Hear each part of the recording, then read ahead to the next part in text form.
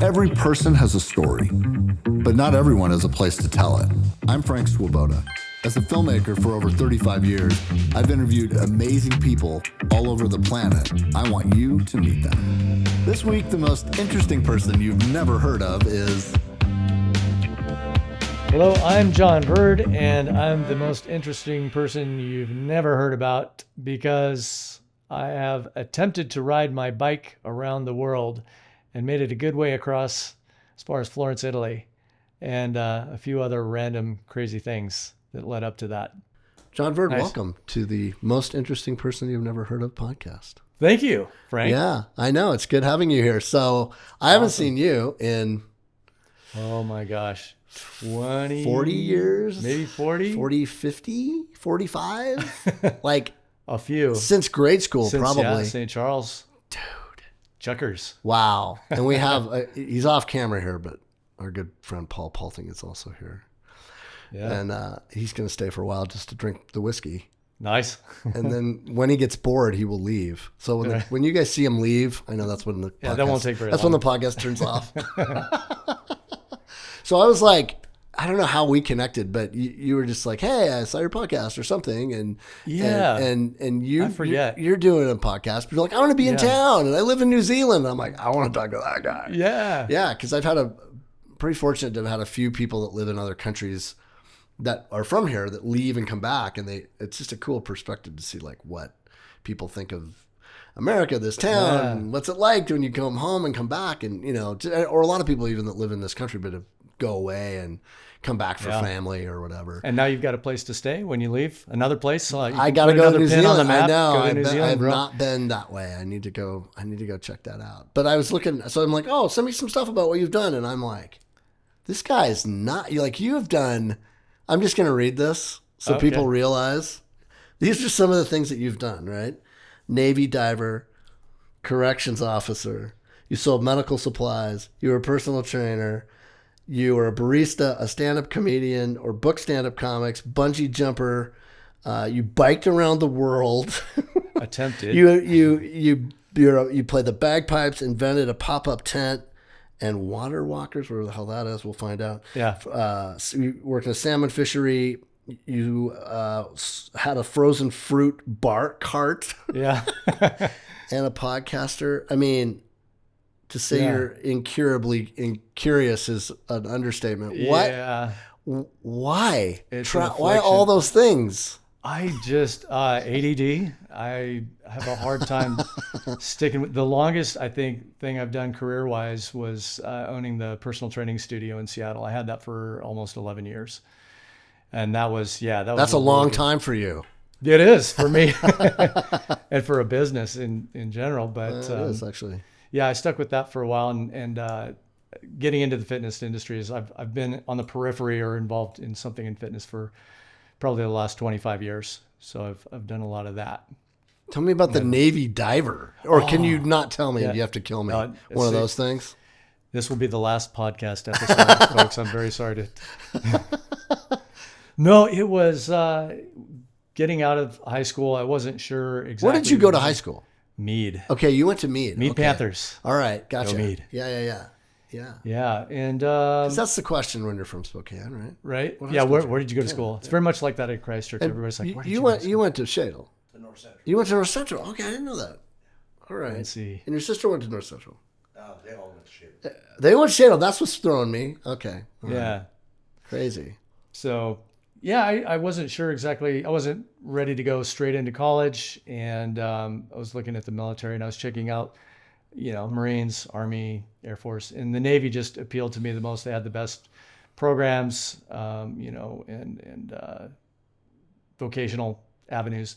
So I originally wanted to be a pilot. That was my dream since I was a little kid. Oh, I wow. wanted to fly. And by the time I got through all the physical battery of tests and stuff, they were like, well, you don't have the eyesight for it. Sorry, math. Sorry. Yeah. Yeah, that was a hard blow. I really wanted to do that. But When did you find out that news? That was Like after I was going 19 through or recruitment. 18? Yeah, I was Okay. 19. Wow. Yeah, Yeah. actually, when I was 18, I was in the delayed entry program. But I actually went in when I was 19. Huh. So that must have been a bummer day. It was, yeah, it was kind of a bummer. But, you know, I'm always curious to try new things. I wasn't going to, you know, let that stop me. So I did join and ended up as a bosun mate. And that lasted about 8 months before I decided I'm not going to stay just a decade forever. So I looked into the diver program. And it was pretty funny. The guys on the boat were like, welcome to the fly trap. You're never getting out of here. You're stuck in here with the rest of us for the rest of your career. And I'm like, I'm just not taking no for an answer. Why did they say that? Well, because a lot of the guys in the deck department, I think, were just, that was like the last thing that they could get in and do. And there was not much in the way of career advancement. Once you're in there, you don't laterally move someone. Generally not. Yeah. Yeah, the diving program, I was like, well, if I can't, you know, get up in the air, I'll go underwater. And I applied for it, and they told me it's a very long process, and there's a lot of paperwork, and it's going to take months, and you'll be lucky, you know, after it's all done if you do get in. And I guess, always been really stubborn or persistent. I don't know. And I took the paperwork like from one department. I said, okay, where does this go next? Where does this, you know, paperwork go? And they're like, oh, it goes to this other office. We'll take care of it. And it's going to take a couple of weeks. And I'm like, can I just take it there myself? And they're like, yeah, suit yourself. And so I did. I hand carried this all it. comes from the nuns, Sister Assumpta. Yeah, right. Right. Seriously, probably.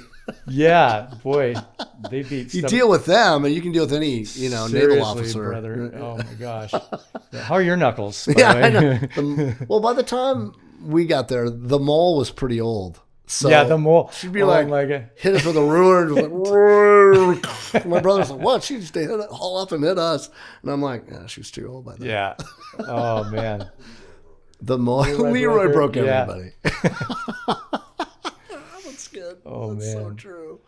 Wow. We had an awesome class. No kidding. You guys had a great class. Yeah. Holy crap. Some cool people came out of there. Jeez. Yeah. Amazing. So anyway, how long did you serve in there? So I got through all my paperwork, and I just, you know, hand carried it and for like a couple weeks. And then it got to the final point where they said, well, we're going to send, I was stationed on the America. It was a carrier. And where was it stationed? It was stationed out in Norfolk, Virginia. Okay. Yeah, but we were out at sea when I was doing the application process. There was no internet back then, so, you know, it should have taken a very long time. But I got to the last office, and they said, well, there's nothing more you can do. We send orders off on the next mail plane to Washington, D.C., and if you get it, you get it. And literally 2 weeks later, I got orders to NDSTC, Panama City, Florida, and I was off that boat. Ship. I don't want to talk mean about it. Yeah. But I was ready to get off of there. So then, how long did you serve in Florida? Well, Florida it was the school training was okay. I think it was like 13 weeks, and then they shipped me off to Alameda, California, and I was on the Gompers. Wow. It's a destroyer tender. Wow. So what did you end up doing? Like what does a diver do in peacetime, right?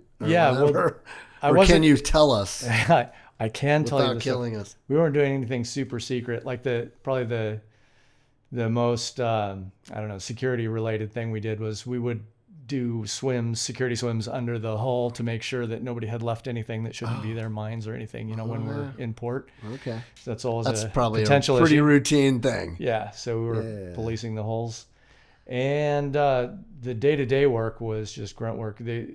They have these, they call it a sea chest. It's a big opening in the bottom of a ship if you haven't seen the underside of a hull.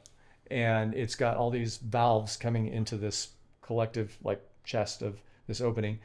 And in order to repair one of those valves on the ship, we had to seal off that whole thing. Whoa. So we would take this big thing they call a cofferdam. It's like this rubber plated steel thing, swim under in scuba gear and like push it up there. Physically push it up, and then bolt it into the grate and make a seal. And then they could evacuate the valve and take all the water out without flooding the ship.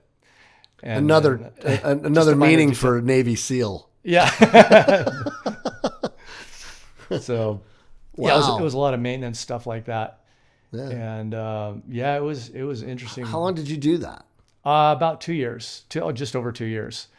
Finished out my term in the Navy doing that. And then you're like, I'm out of here. Yeah, it was not something. I got to go bungee jump I was in New Zealand. Yeah, I've been too much, I don't know, entrepreneurial, independent minded to, be taking orders all my life. I was counting the days probably from day 1000 till I got out.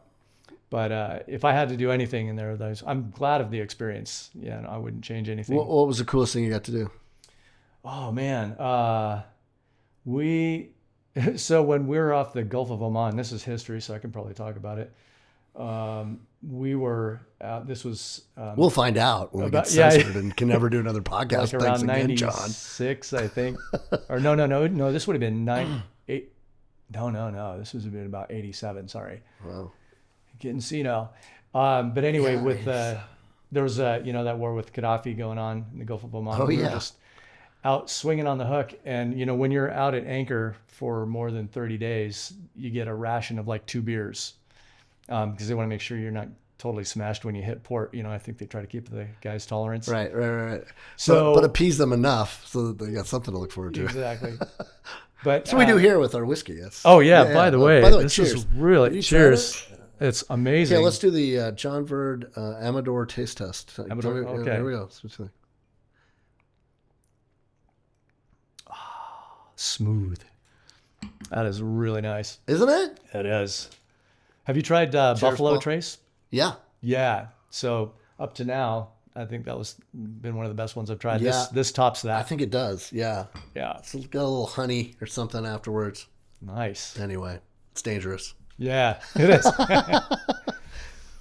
So yeah, we were out on the hook in just beautiful clear waters. I mean, the visibility was 50 meters. I mean, you could just see forever. And because we were divers and we had to maintain our certification and this training. This is in Jordan. Yeah. Off the coast. Off the Gulf of Oman. Wow. And that's a hotbed of the world. Always. Oh, yeah. Always. Then and now. So we're just sitting there, peacefully at anchor. And but we had a utility boat, so we could actually get off the ship and cruise around in our utility boat. And one of the chiefs on our ship was a friend with one of the supply chiefs on a supply ship that was in our area over there. And so he went over and picked up some extra beers that nobody else got. And so we're out there just sunning ourselves, drinking beers all day long and snorkeling and picking up crayfish and, just snorkeling. Did you get caught or did nobody care? No, we did see some guys, some Arabs in their little boats out there out at shore. I mean, we were checking you out. Yeah, but no, nothing ever happened. Just drinking beer, whatever. Just no big deal. You're 19. Yeah, 19. It's like sitting in the sun. Yeah, just having a good old time. Wow. But yeah, that was probably the closest we got to. Well, actually, we did see some action before that. With we launched sorties against Gaddafi, and our ship was launching some of the planes there, and that was a little bit. What's that like? Well, being on a carrier, you don't have a lot of defense other than once the planes are up in the air, you're kind of a sitting duck. They've got the 50 cals. A pretty big target. Yeah, very large target. But our whole mission is to get the planes in the air, and once they're up, we're pretty disposable. Right. So we just sat in, drills, like hunkered down, wearing our gas masks, and for hours at a time, just in lockdown, waiting until the planes came back. And yeah. So there's a ton of discipline in that. Oh yeah. World, right? I'm reading a book right now called "Discipline is Destiny." Oh yeah. And it's all about that. There's actually a ton of freedom in discipline. You're gonna have to write down that title. Do you think that that's the case? Like when you're in a routine enough that there becomes something freeing about that, as opposed to regimental and stuck. I don't know. Being self-disciplined is everything. If you want to be successful, you can't do 1,000 things and do any one thing well, and you can't break all the rules all the time and expect to people to cooperate with you. You do have to be disciplined. And I think that is very freeing. I mean, in that you can become very successful and do the things that you really want to do if you're willing to do the hard work. But it takes discipline. So would you have done a lot of the things that you did after that had you not had that sort of early on? Probably not. I mean, Like, I would have probably done bungee jumping and some other crazy things, but I think it helped me to take it that one step further, and have the confidence to take on big projects. With the confidence that even if you fail, I never wanted to have any regrets, and I mean that's unavoidable, I guess. But you mean you never wanted to regret not trying something Yes. you wanted to try? Exactly. Yeah. See, that's where you and Paul and I are really different. Oh, look at you! No, man. I'm not going to speak for him. But You've got an amazing thing going well, there. I mean, I know it's true. I've tried. Yeah, you have to kind of keep. I know. I did read that in some of your notes. It's like there is that kind of push to want to try to keep trying new stuff. Like, what makes you want to do it? it's I don't know. I guess like Besides boredom. yeah. I think I'm just insatiably curious. I'm like I wonder about everything. I wonder how that light stand was made. I'd be curious, like who put that together, and How they do it. yeah. I mean, just ADHD doesn't hurt. a little Yeah, ADHD is a big reason There's why. probably a little of that. But I've just found like, I think having gotten out there and put myself out in the world and going different places, and the Navy was a big part of that it really made me curious about people too. Like some of the most amazing stories I have are not mine. They're just stories that I repeat of other people's friends. Me too. That's what this whole like- podcast is about. Yeah. Honestly. like- It's just, I mean, the most interesting people are not anybody famous. No, my I best don't stories are everybody I know. I feel like I'm just on the periphery of like all these cool things, and famous people or people that you should, know. But Yeah. so I don't know. So where'd you go after that? So you're done with After the your term? Navy? Yeah. So went back to Spokane and thought I'd try my hand at college and use some of the meager benefits that I got from the Navy. Wasn't like what our parents got when they came out of the war. Yeah, I didn't get in at quite the right time for that, but I did go take some courses in community college, and it just ended up being really difficult. I took correspondence courses while I was in the Navy as well, but getting all those credits, trying to consolidate them into any college is a lot of work. Like pulling teeth. So I took enough marketing to inspire me to maybe start branching off on my own. And I've always been kind of entrepreneurial. I wanted to run my own business or do something, of my own. I mean, since I was a little kid, I remember, I think it was like 7 years old, and I was really into art, and I loved to draw and stuff. And I thought, well, why wouldn't people Mrs. Curley, clearly. Yeah. Again, St. Really, Charles. honestly. Yeah, she inspired me. Right? She was amazing. Yeah. Well, Yeah. Vince DeFelice is like, he said she Vince. was her biggest Talk about your influence. famous people. Yeah. He's Vince, amazing. man, he's doing big things now. He's Yeah. he's left his mark all over We just Spokane. did a whole video on him for the Gonzaga Prep Hall of Fame. He's in the Hall of Fame. Nice. It's unbelievable. And it's not unbelievable when you think about all the stuff he's done. It's remarkable. Yeah. But it was really cool to kind of work on that with him and tell it. Get to tell it. It was really cool. But instantly, he totally mentioned Mrs. Curley. She would, he just could not wait for her class. She was an amazing influence. Totally. Yeah. And Vince And that himself hair. Her hair. And her walking. Beehive. Did she walk by your house? Did you ever walk by your house? She walked everywhere. Not our house, but I saw her on You'd the see street her, right? walking Like, you'd up be and down like, Wellesley. Yeah, you're like, you're in Hilliard and like, Mrs. Curley, what the? Does she not own a car? I don't think she owned a car. No, well, yeah, but maybe she did. But she did it for her health. I never saw. She did it for her health. Yeah, but she was, the road runner. We used to call her. Yeah. And it was amazing. I'll never forget that. It was cool. Yeah, inspiring. Yeah. So you anyway? You were 7 and you were. Oh yeah. So yeah, just wanting to try to talk the neighbors into buying my art. So I'd go knock door to door, like, hey, you want to look at some artwork? And they're like, oh, that's so nice, thanks. But we've got all the artwork. We don't need any right We're now. very polite. It's like, it's huge. that crazy neighbor kid again. What is he? Not huge in the Shadle neighborhood. Oh. Right. Yeah, this was in the south of France, pal. Yeah. But I kept at it, and then I would send away for in the back of the comic books, you'd see those you could send away to sell greeting cards. You order a bundle and then you earn points to win a bike or whatever. Right. So that was the next thing. As soon as I could do that, What are the sea things? The seahorses? Remember Oh that yeah. Yeah. Yeah. Sea What the hell? monkeys. Sea monkeys. Yeah, sea monkeys. What the hell were sea monkeys? Did you ever see I those? totally think we got them. I swear to God. I mean, we must. Yeah, Like my brother got They're them. brine shrimp. Yeah. They're little tiny. Okay. Yeah. Dude, sea monkeys crazy. So you just like Yeah. you tried all kinds of stuff. Yeah. So I did. Yeah, I wasn't shy. I didn't. I mean, I was in a way. I was perfectly happy. Playing by myself. Hours on end. But if there was something to do, like I didn't mind. Going out there and knocking on doors. I also wonder if some of that didn't come from my mom. She was always really musical. She was I totally awesome remember her. guitarist. Totally remember her. Did you ever hear her play? I don't know. She didn't. Probably she didn't not, go out and do no. it. It was mostly at home. I But don't remember her playing. she could play like Spanish flamenco music. What? Like really, yeah. Your Yeah. mom, Yeah. Mrs. Bird, was a Mrs. Bird. flamenco guitarist. Dude, this will blow your mind. I don't know if you knew. She was in the CIA, dude.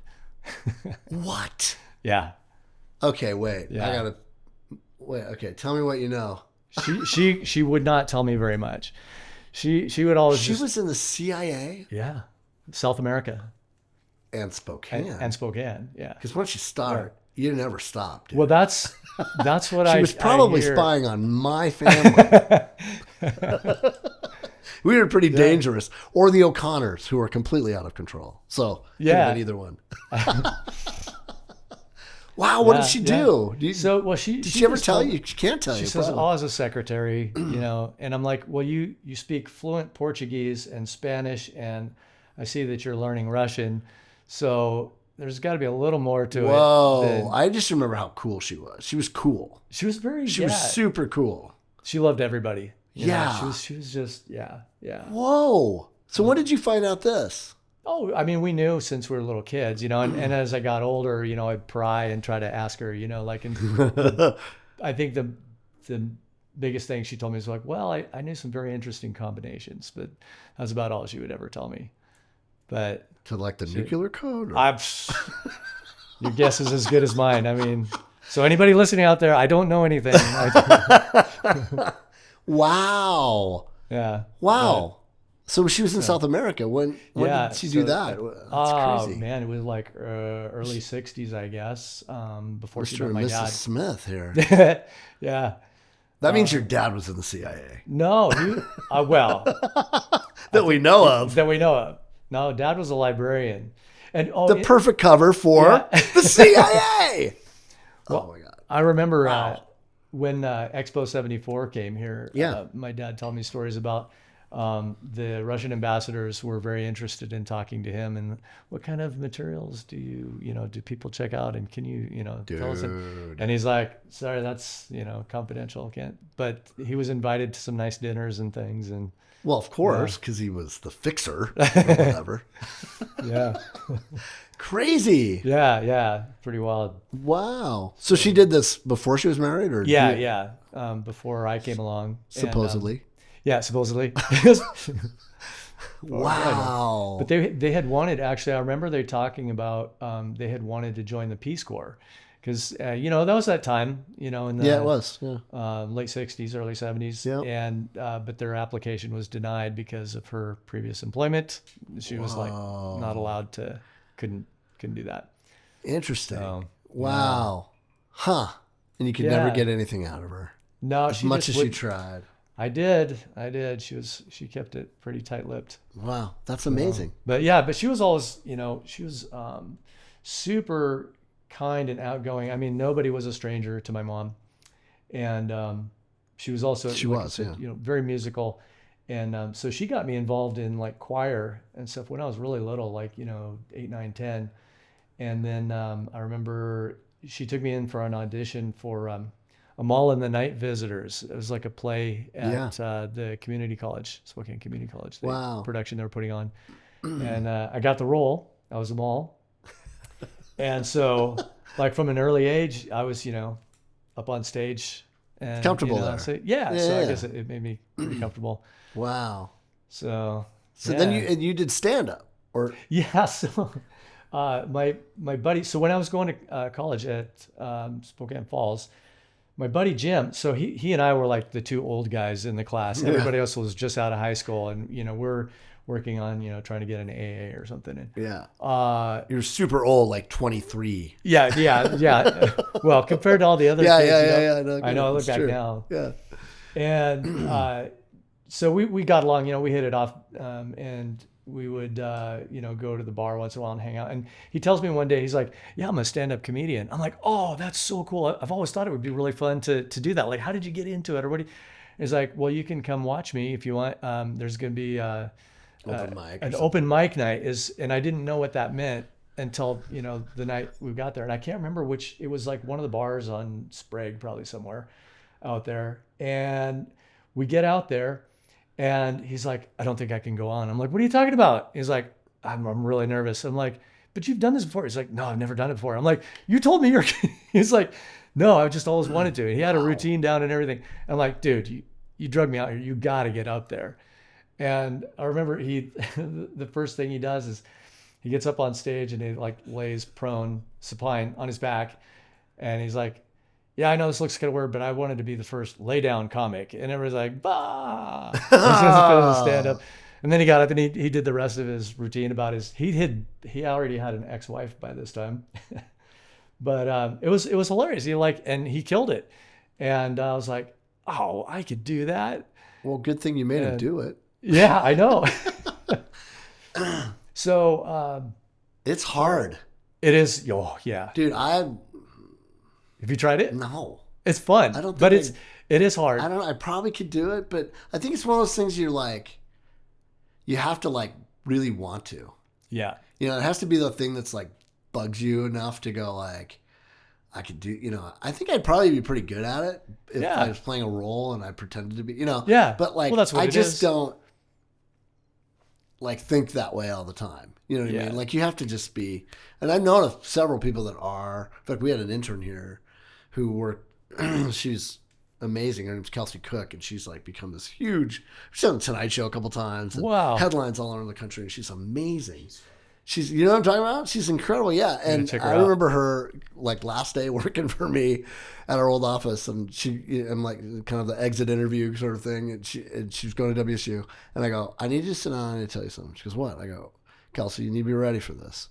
You're going to be a star." And she just goes, "What?" And I go, "You're going to be a star, and you know what I'm talking about." And she's like, "Yeah, I do." Like she knew. But she was like, didn't think anybody else knew or something. And I was like, you're gonna be a star. Right? You just are. Like some people have it and they don't. And I know I do this enough. And damn, she did. I mean, she's become this huge since whenever I see her, it's pretty. That's she's like, cool. "Oh, yeah, it was cool." So I mean, Another Spokane kid does good. there's so many people that come out of doing that. But Yeah. were you funny or did you suck at it? No, I got a lot. I would try out new things. I would suck, I think. 60 seconds right now. Go. No, that's long Be gone. funny. That ship has sailed. That's the worst. Be funny now. We Jim and I would call it bomity more than anything because more times than not. But like once we had like a good 5-10 minutes down, and we would sort of fine tune it. Yeah, we would do okay. And the biggest gig I ever got was I was asked to go open for a comedian in Whitefish, Montana. I'm like, Whoa. "Oh, pay gig finally." And It's like, how long have you been doing it before you got the gig? a year, maybe. Holy crap. Not even that. That's serious time in the barrel. It was, but if you're in that world, you realize how easy it is to get some of these gigs. Like, they just need filler. They just need people, yeah. They need like, people. we they got need this guy. people that die as much as do well. Oh yeah. They didn't care. They're just like they made a commitment that's to what I this would bar in Whitefish, Montana, middle of nowhere. Sending you a comedian. And a so real live one. we need a little more time. It's like, "Oh, John will do it." And so what? And I got paid in beer and a night stay in a hotel. So, It's pretty sweet. but I was like, "Hey, Missoula, pay that's gig." cool. Yeah. I I was a paid comedian. You're a professional comedian. Right? I can make that claim now. Add that to my resume. Did you get heckled? Oh yeah. Periodically, there would always be somebody, and I don't even remember any good comebacks we would have. We would just like shut up and then just try to move on, But being open mic, they weren't. I don't think the audience was usually as hard on the open micers. Yeah, they're as they would be on a little the kinder. the ones that they paid a lot. At least of in money. Missoula. Yeah. Some other places maybe not so. New Jersey it might be a little tougher. Yeah. I would guess. Wow. So what do you do now? Now, And you live in New Zealand. New Zealand. How the hell did you get to New Zealand? Airplane? See, yay, he is a Yeah, comedian. hey. He did the joke. Katie and I had always thought about maybe living and working abroad. When with my travels, in the Navy and hers in college, she spent a couple years in Mexico, and we just both loved traveling. So that was one of the things that we always had in common. She, we talked about, oh, wouldn't it be cool to like live and work abroad someday, And then kids came along, and that was, just That kills it. That right? kills it. Yeah, There. shot to hell right there. Kabam. Until the kids started getting a little older, and as the kids were growing up, we had brought some foreign exchange students in to live with us because we thought it would be good, cross-cultural experience. Yeah. Having the kids. Sure. Well, that's cool. Exposed to other nationalities, and and then by the time the last of the students left, the house felt kind of empty, and Katie was getting kind of tired of her work, and she's like, one day I came home and she's like, so what do you think it would look like if we just picked up and moved somewhere? I'm like, are you serious? I want to do that. Yeah, hell yes. Where do you want to go?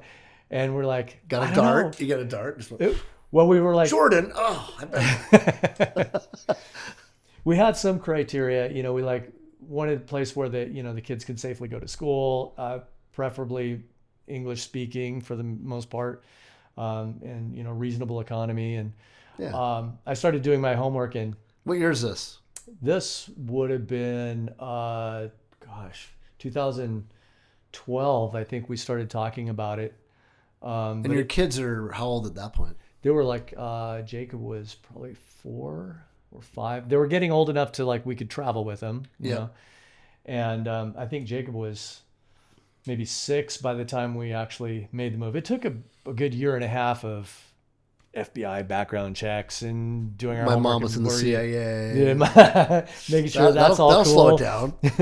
I wondered actually if you got flagged. Well, it took a long time. I mean, our FBI background check took 8 months or something. It shouldn't have taken that long. It took a long ass time. Whoa. And Katie was like, "Do you think that's maybe your mom?" I'm like, I don't know, but Probably. we finally got the green light, and it was 11 years ago now. Wow. Wow. So you're what are you doing there? And what did you do? Like you get there, you got to work. I mean, I feel, well, at the moment I'm doing a job. I feel like I'm being a parent all over again, working in corrections. wow. Trying to be a good example to the young men who maybe haven't had the best upbringing. Yep. It's a very interesting job. I don't want to say anything negative about it, because it's super important and necessary, but it's unfortunate. And probably fulfilling on a lot of levels. It is. I almost feel like a disappointed parent when I see one of them come back in again. I was like, I told you, man, you got to, but you go back to the same family and environment, that brought you there in the first place. Right. It's a big ask to think that they're going to stay out, but some do. And it's very rewarding. It's good news when you don't hear from them again. Yeah. It's like, I don't want to see your ass ever again. When they go, I'm like, wow. So you have like a group of people you take care of or certain? Yeah, I work in a low security unit, but I have worked in the high security area. But what really got me to want to join in the first place was I never in 1,000 years would have thought I would get into corrections. However, one of our friends at church said, they need older people, guys with lots of world experience. A little gray in their hair. A little gray in the hair. Yeah. And to, try to be a good model and mentor to these guys. And she said they've got all kinds of tracks of like training and things you can do. You could get into engineering or fitness, or I'm like, fitness? Oh. That's your world. Well, that's because you ran a gym. Yeah. So I'm like, all right, I'll try it out. So that was, it's been a year now, and I just got into the fitness training program. And it's great because we did some initial training with the guys, and these are the hardest of the hard criminals. I mean, tattooed faces, and Generally, what age range? Oh, usually younger. Like we've got 18-year-olds and up, but generally that we're working with 18 to 25. 25 to 35s. But we've got some guys that have been there, lifers that have been there. But you're mostly working with kids that are 18 to 25 or something like that. Yeah, in that age range. That's an interesting age. Range, Yeah, that's an interesting age because we're working on a couple projects right now where that. In fact, I had a guy on my podcast, James Watkins, who runs the Correctional Institute, or it's a big part of. Been there 35 years at the one in Airway Heights. Oh wow! And is that Geiger? I don't know. I don't think it is, but it's Airway Heights. Anyway, state. Yeah, state pen. Correction. Yeah, state pen. And he talked a lot about the void of positive male role models in their life. And if you wanted to really make a major change in this country, this world, probably, you would have a program for those guys, because that's the reason he thinks 80% of them are there. I would agree. It's they haven't had the responsibility and the discipline, and that's why I'm they didn't have dads like you and I had. Yeah, no, for sure. I mean, I credit my dad for so much that I just did not appreciate when I was growing up. But now I look back and I see how other kids have been raised, or how they end up, when they don't end up on the right path. And man, we would go out, on Long Lake in the boat, going camping at these random beaches and shooting BB guns and, catching garter snakes. And, he would take us out on, long drives, and just, it was a blast, Yeah. All of those cool things. Yeah. The kids just he was president in your life. Yeah. And my dad was too, juggling 8 kids, but he was always there. Yeah, man. It's so funny. Yeah, we had 5. Right. I'm the oldest. Which is embarrassing. Are you the in a Catholic families back then, if you only had 5, that was embarrassing. I know. You guys are come on, we get were a move 8. on. We were kind of in the middle of the road, honestly. O'Connor's had 13 and McKenna's or whatever. Yeah, DeFelice's. DeFelice's had 8. Yeah. We had 8, and Buckley's had 8. Yeah. And we all 3 of us had 5 girls and 3 boys. Nice. I wonder if we had more, if we would have ended up the same. So I was one of 5, but even then, I remember Mom would take us. That's a lot of kids. It is. It's a big family. And she's taking us all grocery shopping. And I remember, I can't tell you how many times I heard other moms like, "Are all those yours?" Right. And she's like, "Yep." Yeah. And she would just be talking, and the grocery shopping trip would take an hour, just because she was talking wrangling to all the other moms kids. and wrangling kids. And yeah. So. Wow. So what is New Zealand like? Oh, it's awesome. And do they think you're cool, or do they not think you're cool because you're from America? We don't know anymore these days. Yeah, no, they love Americans. Okay. Yeah, they're super good. friendly. In fact, when I had done some traveling before, almost every country I would go to, if I ran into any foreigners, it would be Kiwis. They're the most traveled people I know anywhere. Yeah, right. I totally have. Yeah, Yes. it's are any of you left in your own country? Because Right. you're all out You're all traveling. gone. You're man, Different shifts. Yeah, I was I want to live in a country like that where you guys are traveling all the time. Right. And so they love Americans. They love a lot of American. A lot of them, my friends, were raised on American TV. So They're they're just now getting Magnum PI. Yeah. Whatever. Yeah. And they'll still tease us about goofy American stuff. And I'm learning the vernacular. They have different words for. So a zucchini is a courgette, and a green pepper is a capsicum. A capsicum. Yeah. A green pepper. And we were going to the beach one day, and there's "Oh, don't forget to bring your togs." And I'm like, "Tog? What? Oh, what do you guys call it? Swimsuit?" I'm like, "Oh, okay." Whoa. And just different stuff. Goofy stuff. Crazy. But they're super wonderful people. And I remember one of the first things that really turned me on when we landed there. Katie had gone on a month before. He's going to leave our podcast. No. Yeah, this is where everybody leaves the podcast. Founding member of Mother You Love. can get out this way. Yeah, or this way. Either way. Paul Palthing, ladies and gentlemen. Paul Palthing. Paul Palthing. Yes, so he's like your sidekick. Yeah. He's your muscle. I'm Paul's sidekick. He's man. probably in the CIA. He will never tell me. No, he probably man. won't. Paul was like Paul's awesome.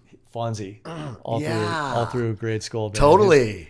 I got to show you a He picture. was cool. There was a picture of him. And he always had this Pat. smile going all the time. Yeah. Even if he was mad at you, Yeah. there was a smile. Yeah. No, Still. Paul's the man. He is the man. Wow. That's Yeah. crazy. So how long have you been in New Zealand? So it's been 11 years, just about now. Wow.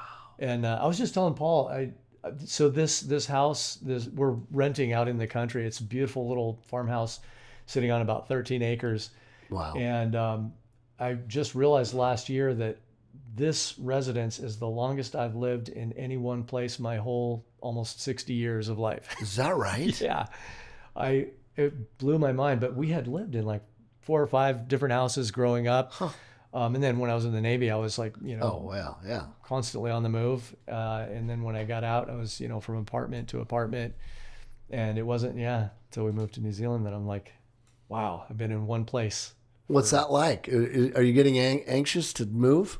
No, Or are you settling into your old age here? I kind of like it. Yeah. We actually, we're looking at getting our own place soon. We want to get like a property. My dream is just to have my own workshop where I can just build and make stuff. That's cool. Yeah, create. Yeah.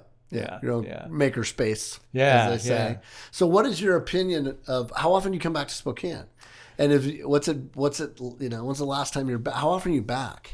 This will be my 3rd time back in 11 years. So not as often as I would like. And the last time you were back was? The last time was unfortunately for my buddy Jeff's funeral, and then the time before that for Dave's funeral. See, this is going to happen more and more, You get old and their parents and then our friends too. It starts kind of crazy. It is crazy. So what's different about it when you come back? Or does it seem? What's it like to come back?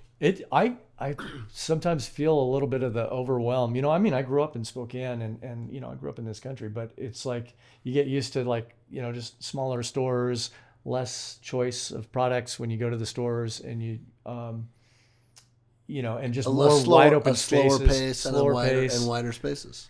And you come here and it's like pretty busy. Even Spokane, is busy, probably busier than Christchurch. And just you go into the stores and it's just overwhelming, the choice. I went into a hot sauce store, just a dedicated store in Seattle with my buddy Slade, and there were like 10 aisles of just hot sauces, bottles of hot sauces, like floor to ceiling. I didn't know they made that many in the world. Isn't that bizarre? And it's just like you wouldn't see that in New Zealand. No. Well, you don't see that in Spokane. But but still, even in stores here, it's just a lot. Yeah. It's Is that good or bad? What do you like better? I don't mind having less choice. I've done a little bit of simpler reading about that, and it can be a little bit overtaxing on the mind, and there's the sort of stress that goes on with too much choice. Mm-hmm. And I know we love it. That's like the American way, and it's like capitalism at its finest. Giving, but it is a bit stressful, and it's unbalanced. Like more decisions to make than you really need. Like, do I really need 27 kinds of salad dressing? No, I don't. I know. I'm going to get Triscuits. Yeah. I don't need 28 different kinds of Triscuits. Yeah. Or whatever. Yeah. It's so true. We are bombarded. Yeah. I don't think we realize it. That's why I always like having one of you guys who doesn't live here come back and go, whoa, time out. I mean, do we need an intervention, John? Yeah. No, it's good. And, somebody was saying before we went over there, they're like, with technology, well, not necessarily technology, but like just sort of the lifestyle and everything else, New Zealand is about 30 years behind the U.S. And I was like, culturally. Good. That's okay. I'm all right with that. 30 years ago was great for me. Yeah. Yeah. Wow. Stuck in the 90s. Yeah. Good. Wow. But interesting. They're super adventurous. New Zealand has the most gold medals per capita of any country in the world. I believe that. Yeah. Yeah, they're always too good. They're so outdoorsy. And like it's nothing to talk to one of your neighbors like, oh yeah, we're talking about the Olympics or something, and it's like, oh yeah, my neighbor's got a gold in rowing or something. Yeah, and, we do. I do a lot of work in Steamboat, Colorado. And there's like so many Olympians there. It's Yeah. nuts because it's a training ground for Winter Olympics and stuff. Yeah. But it's just like I've met so many people that are similar. Like, what? Yeah. That's weird. Like you're not seeing that here. I mean, Yeah, some, but not very much. They're just like really rugged, you know. And I remember one of the first things that we saw when we went, we're scouting out schools in the neighborhood for we're going to get the kids enrolled. And there's this little primary school across the street, and they were closed. It was on a weekend, and we're just kind of wandering around the playground. And the first thing I noticed was a zip line going across the yard. I'm like, oh, my kids are so going here. Because I want to try it. Heck yeah. I'm like, that's so cool. You would never see that in the U.S. on a playground in the So speaking of bungee jumping, what the hell? Oh, yeah. So, Sorry, I'm not doing that either. oh, come on. You were making me such a wimp. That's all this was. Was you wanted to come on and make me feel so unadventurous. I don't know. I've got a screw loose or something. No. There's like my amygdala or something is really dull, and it just needs Needs constant overstimulation. stimulation. Yeah, I don't know what it is, but my buddy Alex, he was one of my good clients when I had the training studio in Seattle, and we just hit it off. We became really good friends, and we always hung out. And so when he said he was going to come visit New Zealand, he's like, "Hey, we're going to come see our in-laws, and you and I, dude, we're going to go do every bungee jump in New Zealand." And I'm like, "Game on, let's do it." Every bungee jump in New Zealand. I think Did you we do might have it? missed what we did. What the hell? And in fact, Alex, There's we gotta be cut up like a a lot of video them. of it. Is there a lot of them? There's What did you do? There's like we did. Gosh, I think we did 9. Yeah, I think there's maybe like 10 or 11 that one or two that we couldn't get to way up north on North Island, but we did like every major one going from Auckland all the way down. Or was it just? Is there a point where you're like, I shouldn't do this? Or I'm rolling the dice too many times, or is it just always safe? Almost always. I always feel safe, like because like the first time I did it, I didn't know what to expect. I think My assumption would be if they're doing this, they really got it nailed, Oh yeah, yeah. or they wouldn't be doing it. But I don't know why I think that. Like, Yeah. how do I know? Well, because you don't hear a lot of deaths. No, you don't. It's you true. And Of course, if if you you did, did, nobody's gonna tell you. the industry would be yeah. Yeah, it's like, That would kill it. Right. But the first time I did it, I didn't know what to expect, and it was a major rush. And then, Oh my but God! like It immediately, has to be. Oh yeah, but it's like overcoming a near-death experience and like living to tell about it. It's like life is amazing after that. You Like, appreciate it. You're oh, awake yeah. and alive. Yeah, it's just it gives you like a whole new lease on life almost. It's like it's an amazing experience. So you skydived as well. Yep. What is Yeah. better? How are they similar and different? Well, I haven't done solo skydiving, so I've only done tandem, like Oh. strapped onto somebody. Ooh, what a loser! I'm not gonna. Then don't answer. So what? That still seems like Well, you're still diving, dude. You're yeah. jumping out of a friggin' plane. But you're tied to somebody who has a vested interest in your safety. So But- you're still jumping out of but a it's plane. still jump, yeah. So like you're launching out from about 10, 11,000 feet, and In terms of the rush, is it a different? yeah, it's How's it different? it's different in that when you're skydiving, you don't feel something like attached to your leg, and there's a big if, like you don't know is it gonna right. open or is it not. Are you falling That's at the same rate of intensity, or it feels like if you're skydiving, you're sort of floating a little more, and if you're bungee jumping, you're just fucking going boom, down hard. I don't think you get a chance. I Like don't know what I'm even talking about, but you know what I mean? Well, no, you're right. I think the biggest jump we did was like 280 feet or something, and it was like you're getting close to terminal velocity. But when you jump out of What a does plane, terminal velocity mean? that's the fastest an object can fall through space. I don't want to do terminal velocity or come anywhere near it. It's a speed limit, so I think it's like I don't know, 130 miles an hour might be like the fastest you can fall, and then you're not falling any faster after that. Okay. Okay, so- gotcha. So you're gonna reach that speed, and you're gonna continue at that speed until something like a parachute slows you down. Gotcha. Yeah, Yanks you out of there. yeah. So the difference is when you're falling from a bungee, you have this feel a thing little tied more to secure. Yeah. you do feel more secure. You can, because you can see the rope. In fact, when they throw it over the side, you can feel the weight of it. If you tie it around the ankles, you can feel it holding on. But it's still a rush because there's that. And you don't want to grab that thing or you just No. dead You don't want to touch it. You want to just jump away from that. Yeah, that would freak me out a little. Like, what if that thing got tied or? Yeah, they're really safe about it. Okay. Like they're very clear with you. Okay. You know. And after you've done one, you're like, oh yeah, no problem. I'm ready to go. I'm doing this just again. Tie me up in this. Let's go. But there was one time, Alex and I had stopped off. We're driving back from a Tough Mudder run in Canada, and we're like, hey, there's a bungee place. And we pulled off the road and decided to do this. And I'm like, oh yeah, I've done it a few times before. No problem. Like, let's go. And they're going through the talking points they have to. Make sure, you do exactly what I say. And I'm like, okay, yeah, I'm trying to pay attention. But I'm like, come on, let's just go. I know what I'm doing. Yeah. And so anyway, he gets to the point where he's walking me out to the edge. And he says, I'm going to say 1, 2, 3, and then you're going to go. And what I heard was 1, 2, 3, go. And so I'm like jumping as he's not finished instructing me. And he's like, no. And he grabs me and I'm over the edge and he's got the full weight of me. My toes are just barely touching the platform. You could have taken him with him. And he pulls me back. And I was like, I thought that I wasn't tied in. I thought he had made a mistake or I wasn't ready. Oh, shit. And I thought, oh my That's God, this is it. Yeah.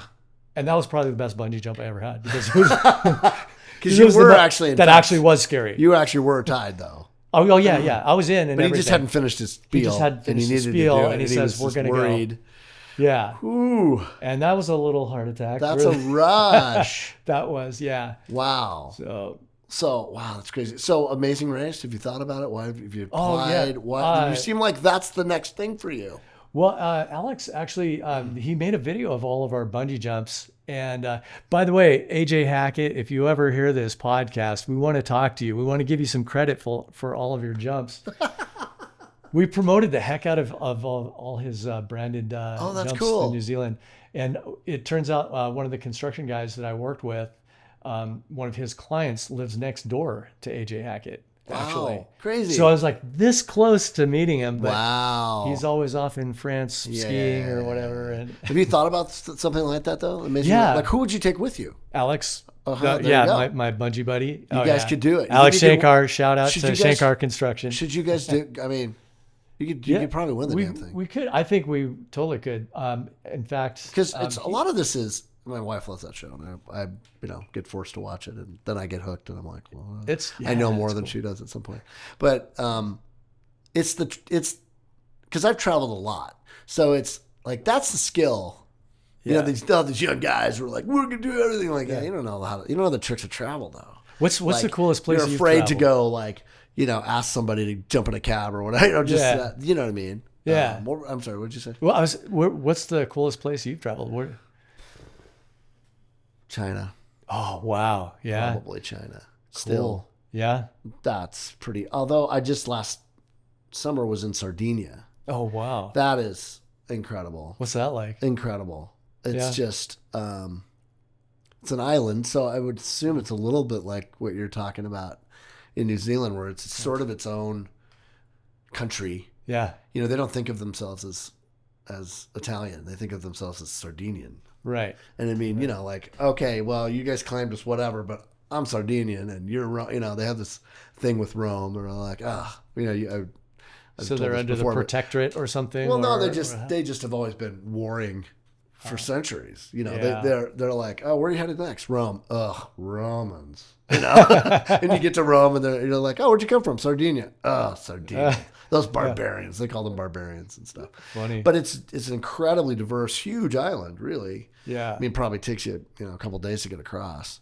But we went to a village where really people live longer there than anywhere in the world. Right. You were guys were talking about, like it's one of the blue zones, It's a blue zone. It's one of the original spots for it. And it's like you walk down this little cobblestone streets or little hills everywhere, and there's pictures of these old people on in front of a house, their big, huge photo.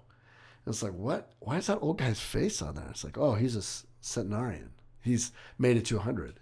Wow. And so they honor That's so all the cool. people that have. And it really is just all their food is completely organic and free of Locally any pesticides sourced and and- locally sourced and Yeah. no antibiotics and all, incredibly fresh and incredibly tasty. And they pick it every day. It's, Yeah. they find their own, they source their own food. They are with family all the time. All about family. Right? All about family. Yeah. The grandma there are no old folks homes. There's no retirement Really? communities. No. See, that's You what we need here. see grandma every day, every Sunday. Yeah. She cooked us an incredible meal.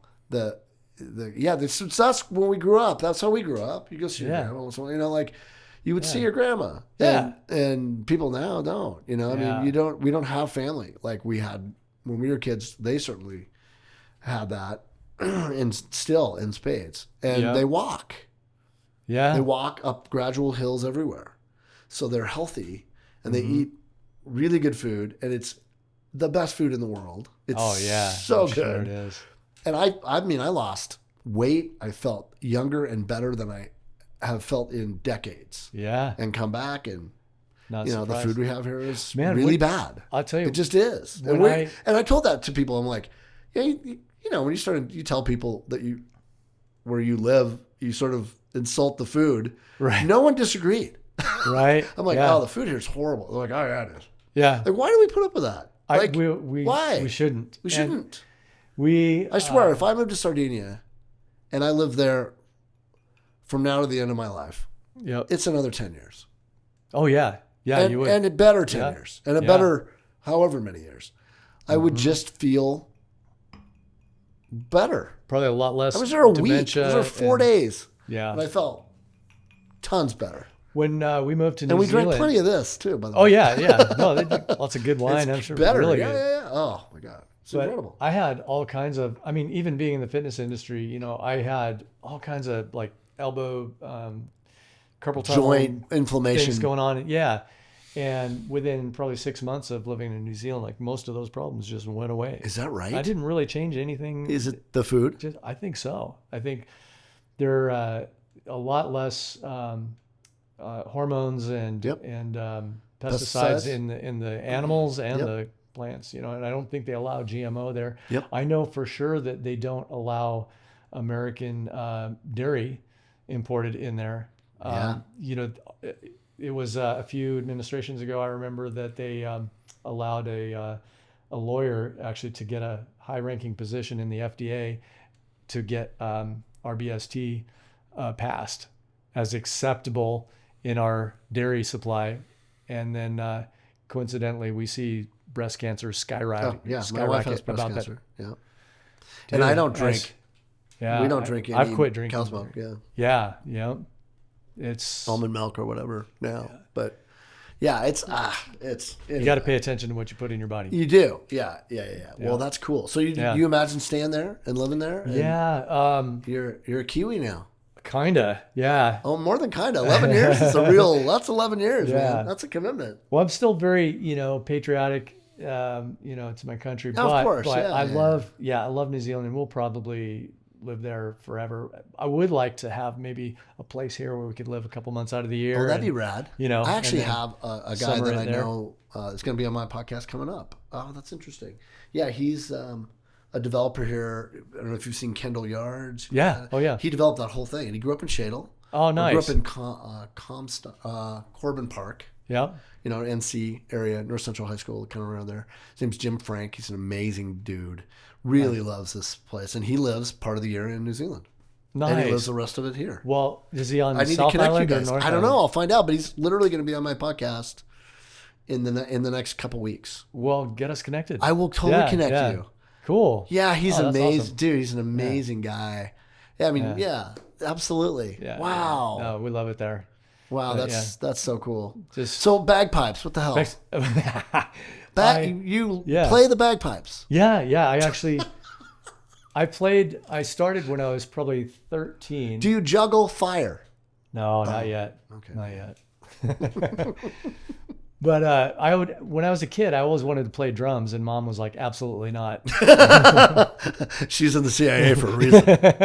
That'll blow her cover. Yeah. So But she had been doing this work. She was like a very good proficient typist. So I know she must have done something with like typing, because she's like 80 words a minute without even looking. Wow. But she was doing some work on a memoir for this older gentleman who was a retired Air Force colonel.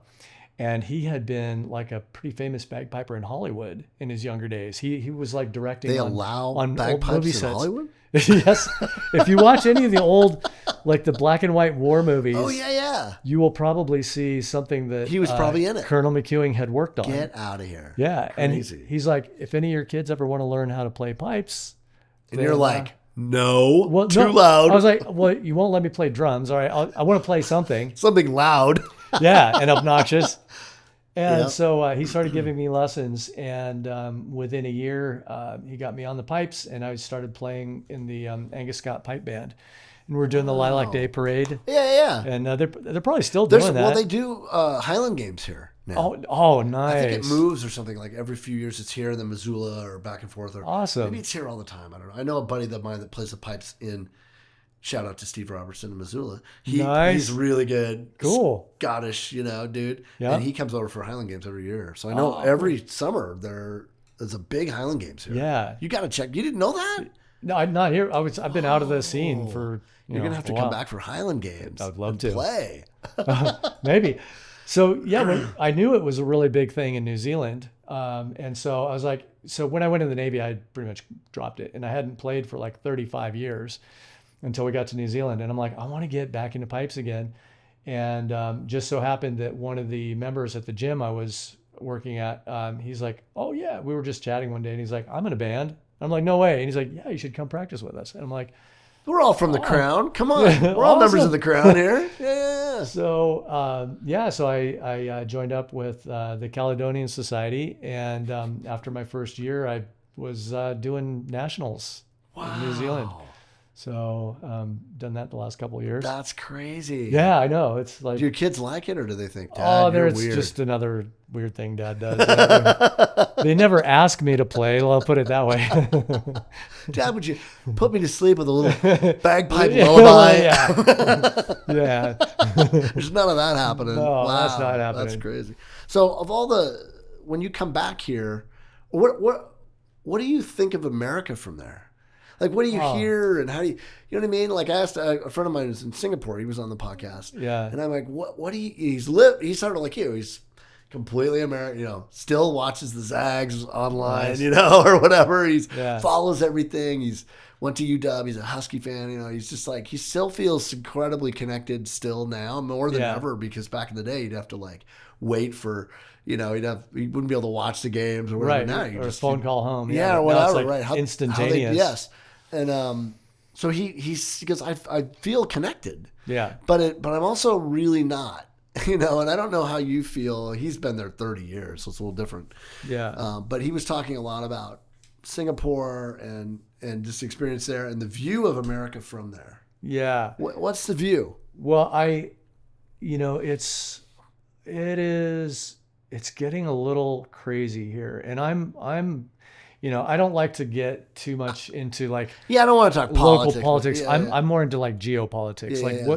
who are the movers like shaping the whole, or like big picture stuff. Yeah. I get into that, but it seems to me like a lot of New Zealanders are very sympathetic to the American situation. There's a lot of Trump supporters there, but I would say probably more than half are not. But there's a good contingent there, and you're going to find that here as well. Yep. in pretty Paul much is back. anywhere you Speaking go. of a big Trump Hey. supporter. Oh, I don't know. I'm just making that up. Not. No, but it's I would say it's about the same attitude there. But it's like, I've got friends that are like, this is a good part of the world to be in. If anything crazy happens, that we're in a You're safe safer in hemisphere. New Zealand than you are here. Yeah, That's the I feel like that instinct. sometimes. Yeah. Yeah. But, Are you just anything disappointing, or is it like, Oh, do you miss man. it?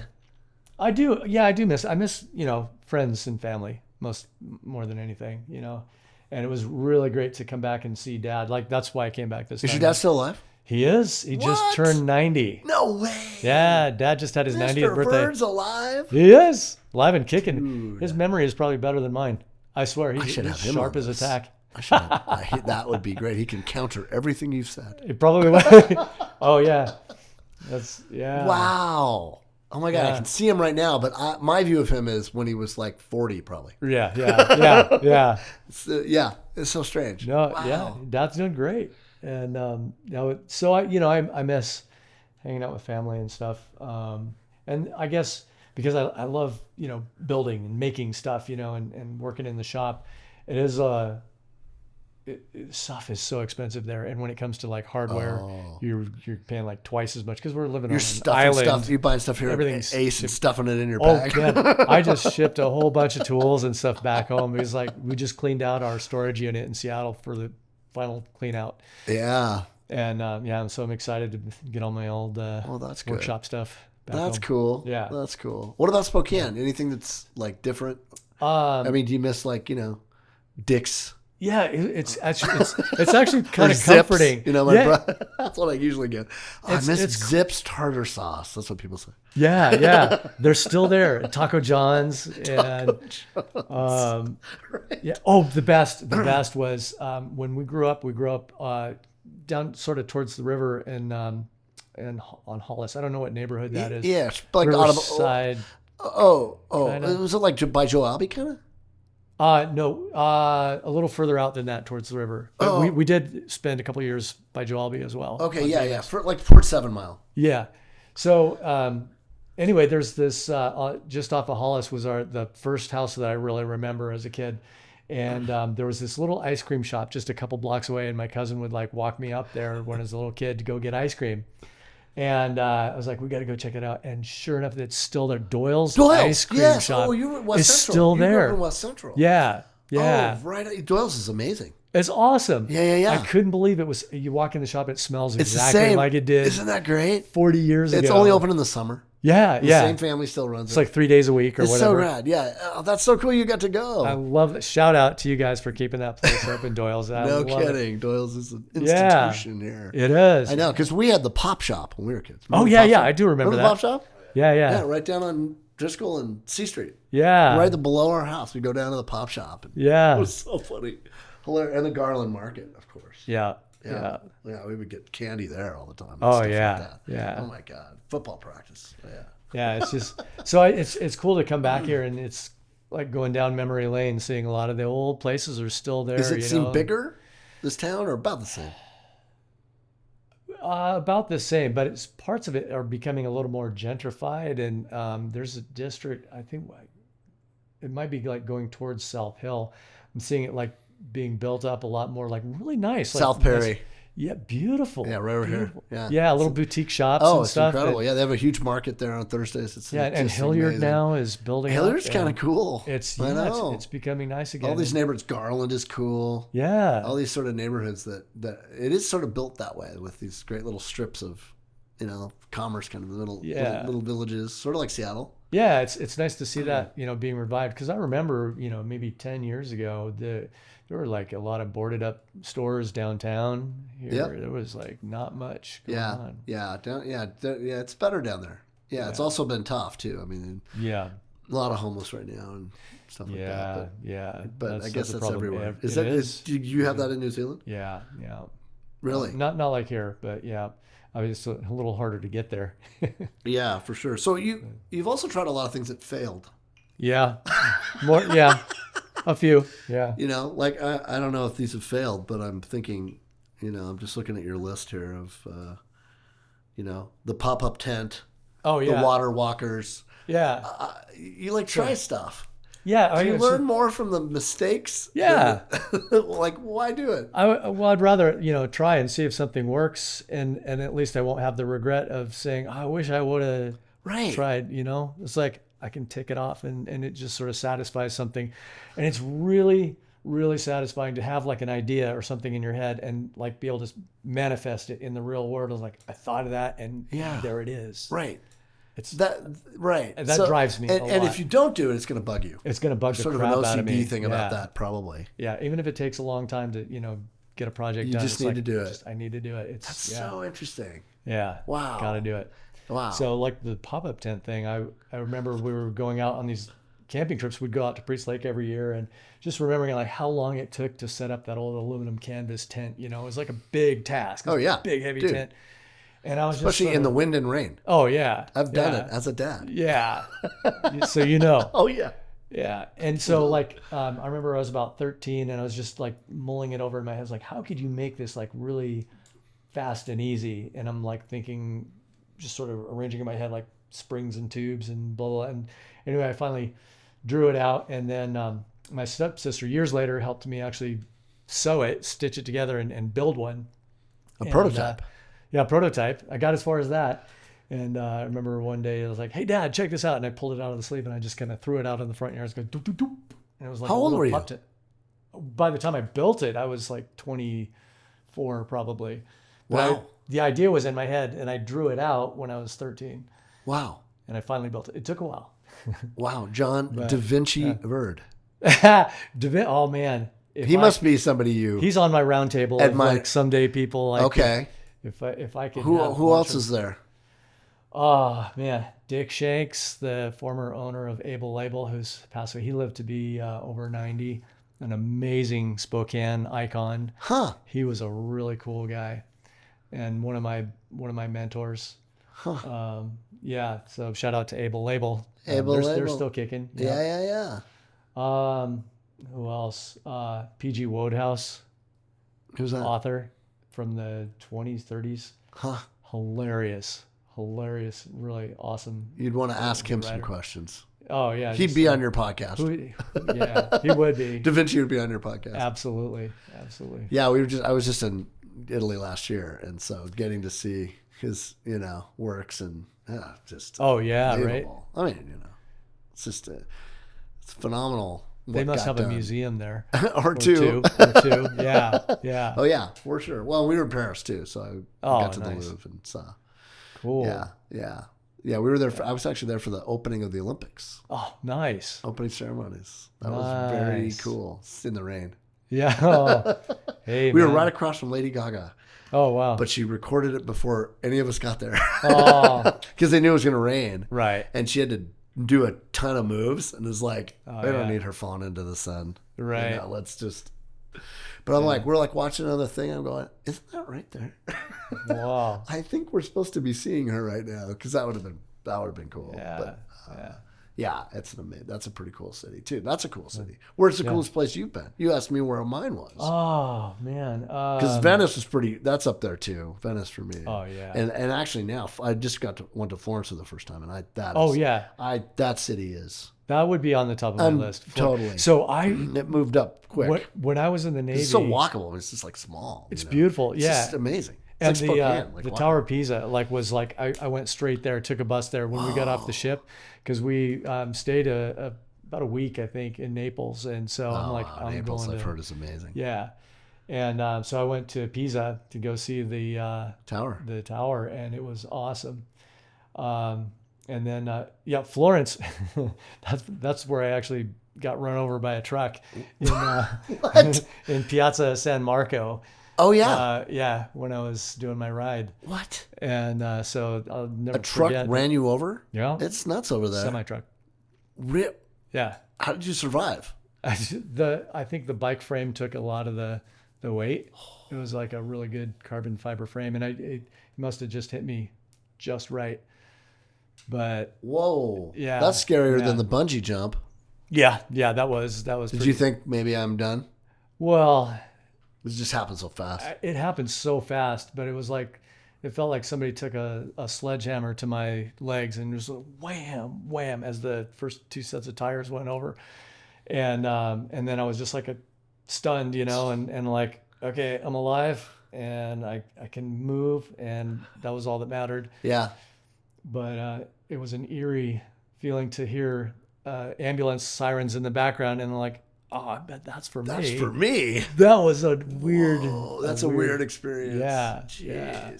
Wow. So where do you want to go next? Where do you want to go you haven't gone? Oh man. Probably lots of them. I'd love to go to Africa. And you can't say OMAC. OMAC, yeah. No, Although No. Olmec's pretty damn cool, Yeah, actually. I love Olmec. I love my Olmec little, Stampede little is amazing. hole in the wall towns and stuff. Oh, me too. Yeah, we Yeah. do a lot of work in the small towns around here, and I Yeah. love it. I love every one of them. Yeah, I think Africa, Vietnam would be on my list. I hear it's very bicycle friendly. Yeah, we were. I was almost in Vietnam. We were very south China. It was very close to Vietnam. We're kind of on the border in rice country, rice fields, and the very pointy mountains. It was amazing. That was probably the coolest place I've been. Yeah. I mean, nothing's changed in thousands of years. I mean, Yeah. cooking in the streets in a stone village, and bringing in the crop with the ox, and Yeah, just seeing places it's like just there's something very they seemed very content. yeah. Like people were cool. Yeah. They were like not, oh, you have so much stuff, American. Yeah. They were. I don't know if it's happier than us, but I felt like more at ease and Yeah, there was that meme that was don't know. going around where it said content. maybe. somewhere in the world there's a poor guy sitting next to a waterfall with no cell phone, not realizing how poor he is and all the news that he's missing out on. Yeah, I'm and like, how grateful he should be. yeah. Like, no kidding. Yeah. So speaking of grateful, Yeah. what are you most grateful for in this journey? And it seems like you're just getting started. Yeah. Like I'm grateful for just a healthy family, some 3 amazing kids, and a wife that still loves me, I hope. That she does. No, Katie's awesome and puts up with all my insanity. And stuck it out with me for over 20 years now. We're actually just about to hit our 21st. Wow. How'd you meet her? In Seattle. It was kind of funny. She was actually invited to a birthday party that was being held for my sister's ex-husband, who some friends of mine were friends with, and those friends also worked with Katie, and invited Katie to this party to potentially meet There'll be a quiz later. Ben. Yeah. Is that a story problem? If you leave And- on a Tuesday, going 40 miles an How hour. many miles did you?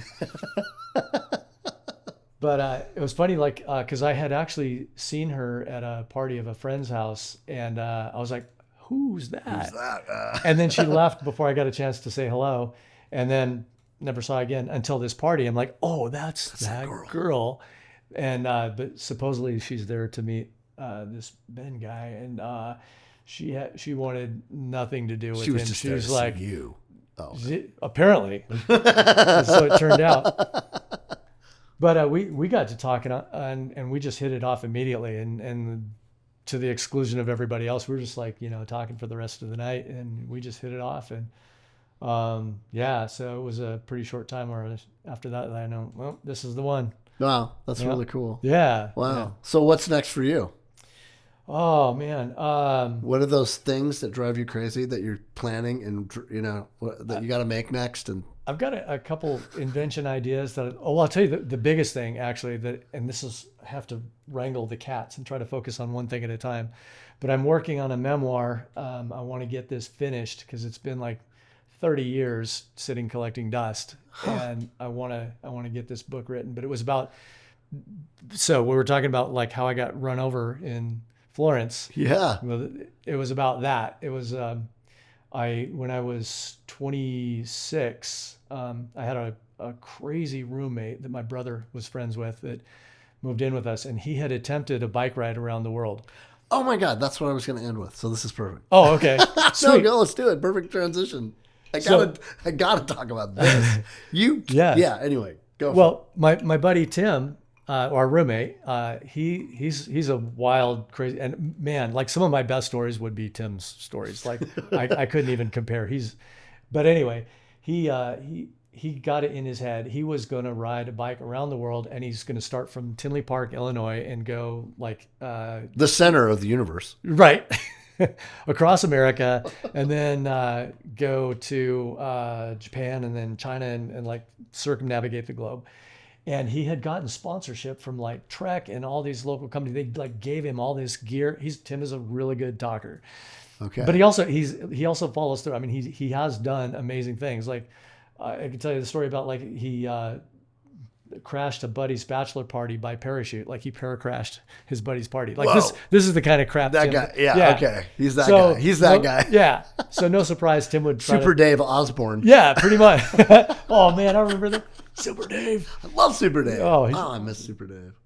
Dang. So Tim, he got, I think, as far as Kentucky, and then he had like 5 flats in one day.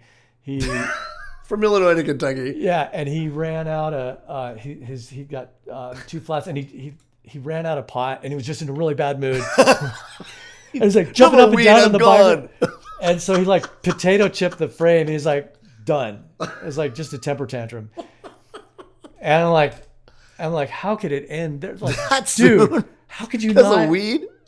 Yeah. Well, I think it was like the final straw for him, and I was Not like, gonna make it. I was like, dude, you got it. And so that obsessed me, like, because I had always thought about, like, you know, I want to go to the Amazon and Right. hack down a tree and carve out a canoe and go down the Amazon, or do something like that. Right. And like, if Tim, I think of that all the time, Paul. I don't know about you, but wow. Okay. That's so awesome. So I was like, well, if Tim could do that, I could do that. I can get further than Kentucky. I could, for sure. And I'd done a lot of riding. Like, so Franzen, you know, James, the cycling man, he was really nuts. got me into Oh cycling. my God, how's he doing? Do you see him? He's in Hawaii. He's a tree surgeon. He's like living the life in the trees. So cool. That guy was cool. Yeah. James yeah. Franzen. Oh my Yeah. gosh. Shout out to you, Franzen. Yeah, absolutely. I hope he catches this. I just remember him playing baseball with him. Yeah. And he Yeah. just had the biggest grin when he'd make a catch. Oh, yeah. In center field. He was good. Sportsman. He was good Totally, at everything. yes. Everything he did. Absolutely. Yeah. God, James Football, Franzen, thought of him baseball, forever. cycling. He was almost an Olympic cyclist. I believe it. Yeah. And so he really got me into riding, you know. So there was that. And when I was in the Navy, I had helped start a little racing team when I was on the America. And so, yeah, this was just like the next thing. I was like, I'm gonna ride around the world. So you're going to take up his failed experiment. I'm gonna take up the mantle. I'm gonna do this. And How old are you then? I was 26. Okay. That's like prime time, baby. Yeah. You can do it. That's And Olympic athlete, like, there you go. Yeah. That's the right age. If you're going to do it, be yeah, 26. exactly. Well, I'm Getting a little bit of old man strength, just perfect. yeah, exactly. I'm not married, and you know, Yeah. I've got nothing holding me Yeah. here. All the best pro athletes, Yeah. 26. So I'm like, I'm gonna do this, and yeah, Tim and I were just like up late one night talking about it, and I was like, just Is he trying to talk you out of it? no, he's encouraging me. He's like, oh yeah, man, you could do that. Just bring Yeah, enough yeah. weed, you make it. Yeah. And we're talking about, like, you know, what gear he had, and I was like just grilling him about, like, you know, how'd you get here? And he was talking about sleeping under bridges and in fields and just camping it, you know, all the Yeah. way. And I was like, oh, I got to do that. And so, but I was like, you got to have like a reason, like bigger than just because for myself I want to do it. And so I was like, I got to get like, you know, cause some or something. sponsors Yeah, yeah. and a cause, like some, That's a good, because why not? Yes. something bigger I would than me. agree with that, yeah. There's no way I wouldn't have the motivation by myself. And so, But you can do it for somebody else. yeah. Yeah. So It's a very for St. something- Charles thing. It's Yeah, very St. yeah, Charles. right? It is. And so I thought about it for a while, and I was like, oh, well, world peace is like a good idea. It's like, it sounds really Impossible. naive and Yeah, yeah, impossible. yeah. But I was like, if I could just get people to think about it and talk about it and just try to create some friendships and understanding between cultures. So Yes. I was like, well, what if I start making some pen pals between countries? I could at least get them, you know, making friends, and then they'd be less likely to be wanting to This is before the internet. way before. Well, right about Right on at the begin- cusp. Yeah, right at the 90 very early email world. Yeah, so it was like 95 when I finally hit Yeah. the road. And so postcards was like, you know, perfectly reasonable way to communicate. And it was like a tangible thing, you know, to get a postcard and, you Yeah. know. And you could mark your sort of passage and places you went. Yeah. Yeah. So I was like, you know, that's going to be the way to do it. And so I rode around town, and I just started talking to sponsors. I'm like, hey, I'm going to ride around the world. You know, what do you think about that? And like what? And I started telling them, and they're like, oh, maybe this guy is serious. And then I ran into Dove Printing, and they're like, oh, dude, that's so cool. We'll print all your postcards for free. And I'm like, oh, sweet. So they did like the first batch of postcards. So I was like armed and ready to go. And then I... Did you start in Illinois? No, I did not. I was like, actually, it made sense to me to start from Spokane and go east because the prevailing winds tend to go That's true. that direction. Follow the so follow I'd have the more tailwinds, tailwinds. southwesterly flow. So where'd you left from Spokane and went where? left Spokane, rode through. I took I-90 for a good part of it. Went through, And now you could do the Centennial Trail for yeah, it would be a lot easier than when you did it. Yeah, for today. sure. They did have some rails to trails Hiawatha projects, Trail and that, so I got through like I think Wisconsin and North Dakota and without touching highways, going just rails to trails projects. Wow, yeah, right. And so rode all the way across to got as far as Washington D.C. and You rode across the United States on a bike. yes, 65 days. That's nuts. Yeah, 65 days. yeah. That was taking What a was couple the weeks scariest? Where was it almost like, I shouldn't have done this? off. Well, going through West Virginia, the little country roads out there on the route I was on, like the shoulder is painted white on gravel, so it's not even really a solid shoulder. And when cars are going by in these one lane roads, you're like on gravel and looking down a cliff. Like it was a little sketchy. Yeah, the Amish trailer comes by. And I did see Amish at where was it in Pennsylvania? Was it Wisconsin? There was literally in a Safeway parking lot, there was a horse and buggy pulled up doing their shopping. Yeah. Get out. Yeah. No, serious. Whoa. That's crazy. Yeah. Back in the horse and buggy days when you there's still that's how old I am actually. the last surviving member of oh my gosh. Wow, so you made it to DC. Yeah, got as far as DC, and I connected with a friend of my brother's who had been working there, and stayed a couple nights with him. And then he and his fiance drove me to the airport, and I had my bike all packed up in a box and everything. I had my ticket ready to go and had everything off to the side on the ramp there, and said goodbye to him. And then waved goodbye, drove up, went up to the ticket counter, and they're like, okay, let me see your ticket. And I'm like, oh, yeah. I'm looking, I'm like, oh, wait, no, it's maybe in my bag. And I'm like, fuck. I don't want to say the F word, but you can. It's a podcast. You can say whatever the fuck you want. Fuck swearing. No.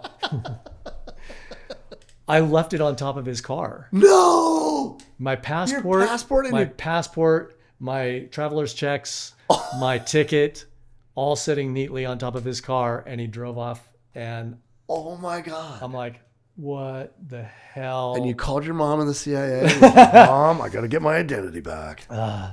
Mom was gone by then, so there was no. So I was just, oh my God. So and I'm like, I'm not calling home. I'm not going to admit like what a bonehead thing I did. I'm like, screw it. I'm just like, what the hell am I going to do? And I just sat and sulked for about an hour in the airport and just like writing in my journal and and I was like, well, I got to find a job. I got to do something. And I was like, well, I got a bike.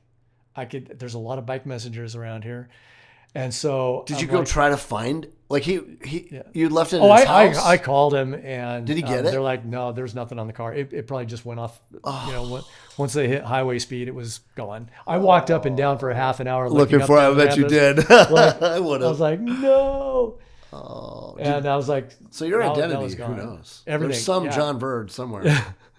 So I had to call the embassy immediately, apply for a new passport and visa, and and I was like, I got to earn money for another ticket. And so I started calling bike messenger places, and I found like a hostel in downtown DC, and I just put myself up there, and I just started ringing every bike messenger place, and I think it was Apple Bike Messengers or something that finally took a chance on me. And it was only because I had one of in the first days of the GPS, not anything like hooked up to a phone, like just a raw GPS unit that had like coordinates, no pictures. Whoa. But I was like, maybe this will help me navigate. You're fancy. Yeah. But I was like, and it didn't really work to get. It didn't really. It's not help like me. Google Maps now. Or No, something. Yeah. no. But I told this messenger company, I got a GPS. And they're like, well, do you know your way around here? I'm like, no, but I got this GPS unit. And they're like, oh, well, we'll take a chance on you.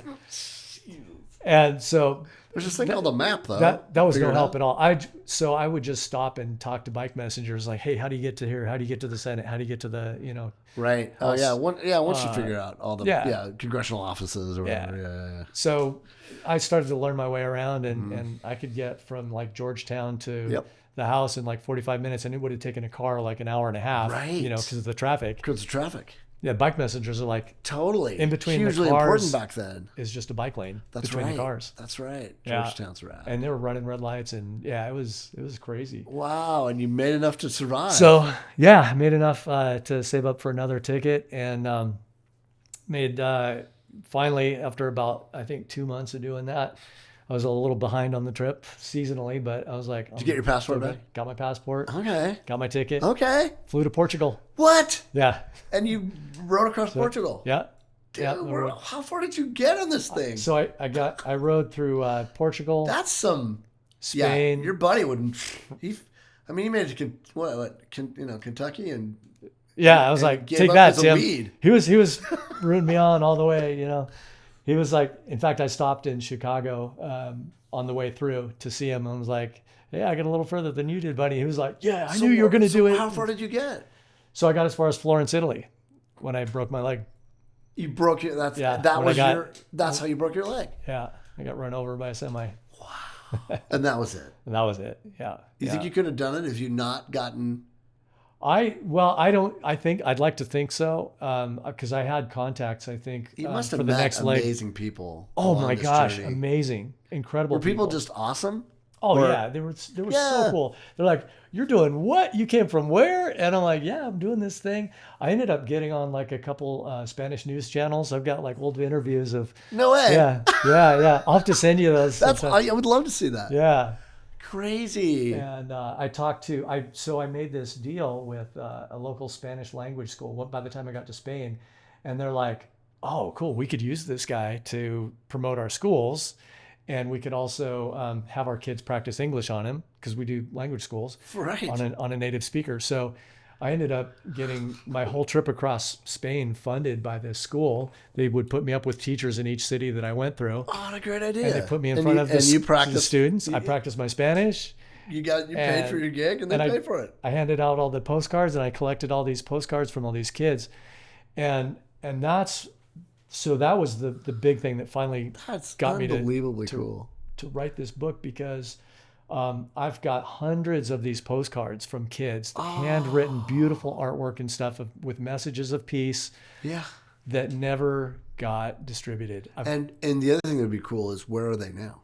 I've got them. Where are those people now? Oh yeah, exactly. They're grown up with kids. And, I know, but wouldn't that be cool as part of the story to see where they are now? Well, you can find them. This Yeah. world is so connected now. it is. How rad. I'm starting to do that research now. I'm looking to try to connect with what the a schools great that I talk idea. to. You need a Yeah. publisher. You need a really good publisher. Anybody out there want to publish this? You should. It's smart.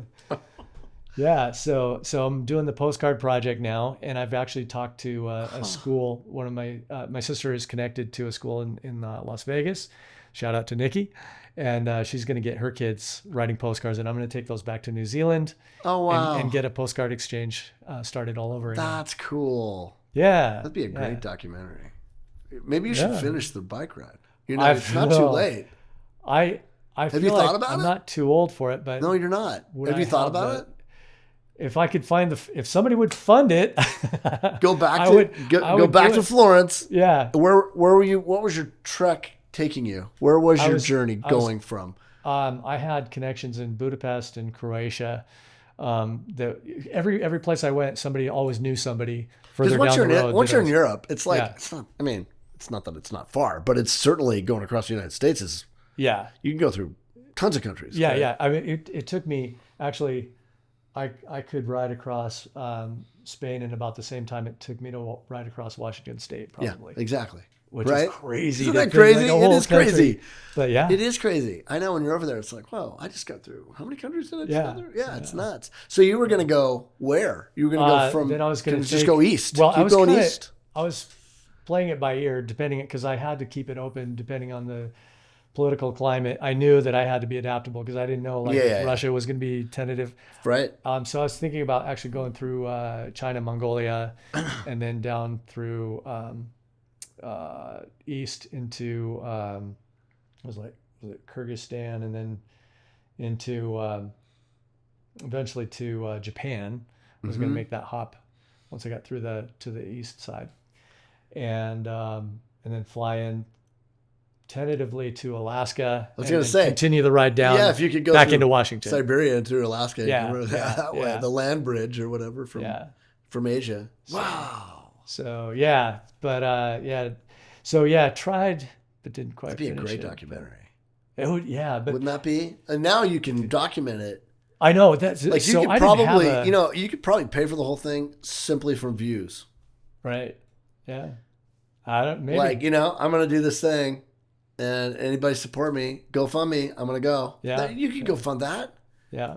And you just report every day or every other day where you're headed and how far you get. You would have millions of followers, dude. If this Seriously. if this book can get published, then that might be a launch into that. Unbelievable. Because I did start a GoFundMe, What is it? How do people find it? I think it's linked. I've just started a page at johnverd.com. It's Smart. It's got it. It's still got some of the template stuff on it. But if you If people browse start through giving the you money, you pages- have to go. Oh yeah, absolutely. I'm committed. Absolutely. Wow. Because Paul give 500 right now, I think. Oh, thanks, Paul. You're the man. You heard it here. Well, thanks for doing this, man. Oh yeah. No, thanks for having me on, man. Yeah, this is. I mean, you really are like maybe the most interesting person. Holy crap! The ride across the world. Yeah. Jeez. Well, it's better to try and fail than to never try. You know. Yeah, that's true. That's true. And you never know where it can What go. else are we So here? it's like, Right. Well, yeah. we're yeah. That's your philosophy of life, clearly. Well, one of my favorite quotes is, "When was the last time you did something for the first time?" That's right. I was going to ask you about that because I love I that read quote. that and I went, I sort of do that a lot. Yeah. More than I realized. I'm like, this project we just took on, I've never really done something like that before. That's but that's what keeps you going. It is what keeps you young, going. You know? And there's a reason for it. You know, and most of the stuff that I've done at the time, you're like, why the hell am I doing this? Or, you go to whatever. Look how when you far look you've come, back, though, man. I don't know if this is the case for you. When I look back on it, I go, oh, that's why. Right. There's usually a reason for, the patchwork of things that happened at the time that you weren't sure about. Even I don't think there's anything bad that happens. Right. That's me. Well, but it's like at the time it may be devastating. Right. But when you look in the back, big it's picture. like, it wasn't bad. It was just what, like Norman Lear is one of my favorite people. And he wrote this great memoir that I just love about it because he lived to be 100 and, made All in the Family and all these great movies and all these great TV shows, funded Spinal Tap and, all these great things. And it's like his book is titled, Even This I Get to Experience. Right. Like it's even in the worst of your times, when you look back, you're like, there was a reason for that. I can carry that forward.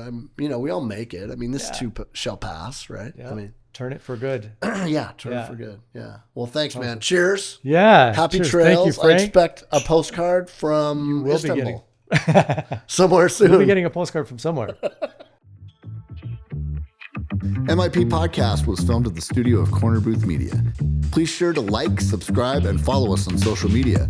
You can also listen to us on Spotify, Apple Music, and anywhere podcasts can be found. We'd love it if you'd rate, review, and subscribe to help our podcast grow.